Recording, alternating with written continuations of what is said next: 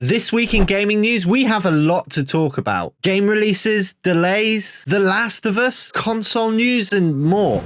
Halo Infinite developers 343 Industries took to Twitter to quell rumors that the studio was no longer in charge of the flagship IP. This comes after Microsoft announced last week that it would be laying off 10,000 staff, with the bulk of them coming from its Xbox and game divisions, including many at the Halo Infinite developer. In a brief statement from the official Halo Twitter account, studio head Pierre Hintz said, "Halo and Master Chief are here to stay. 343 Industries will continue to develop Halo, now and in the future, including epic stories, multiplayer, and more of what makes Halo great. There hasn't been a single piece of Halo Infinite campaign DLC since its release in November 2021, despite there being room for it on the map.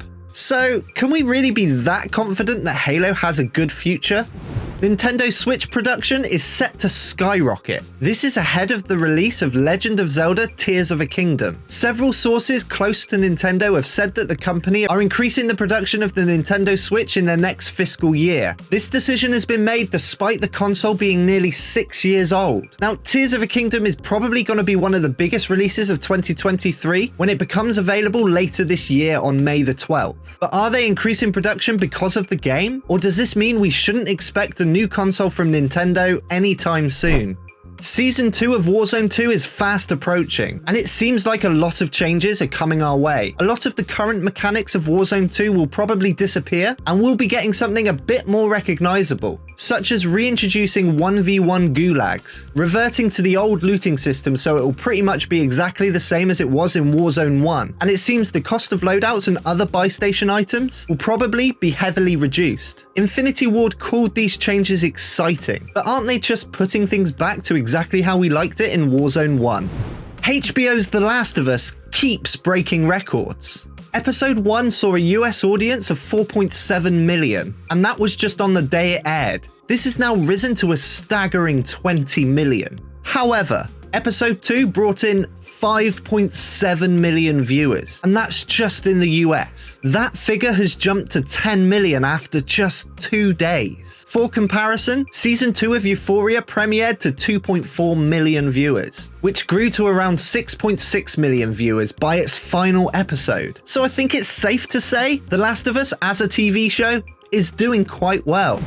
The open-world zombie apocalypse game The Day Before has been delayed until November, but for a very bizarre reason. The studio creating the game, Fantastic, tweeted saying that Steam had blocked their game page on the basis that the name had already been taken. The game was first announced in January 2021, and according to the developer, at that time the name was available for trademark. But after the public announcement, somebody trademarked the name, meaning that possibly the game studio hadn't secured the naming rights before they publicly announced it, which is a bit weird. But on top of all of that, there is a community out there that believes that the game doesn't even exist due to the fact that there's very little information to go on, and seemingly, judging from Fantastic's YouTube channel, it looks like the game's being made by just 2 people. So one thing is for sure, it's a bit strange. The Football Manager 2023 console edition is set to release on PS5 on February the 1st. Yes, this year. This is big news, because in late 2022, the game was postponed without a new release date. But it does seem that Football Manager have now got their act together to bring us the game sooner than we all probably expected. In a statement, they said, "While it's unusual for us to release a game during a major football transfer window, our priority from the moment our initial launch was postponed was to get the game into the hands of PS5 gamers as quickly as possible. Once all the global transfer windows are closed, we will provide a data update for the PS5 edition, in line with updates for all our other platforms. Hopefully now there won't be any more hiccups so you guys can start building your teams." That's all for this week. Make sure you check back next week for all the latest. But until then, happy gaming.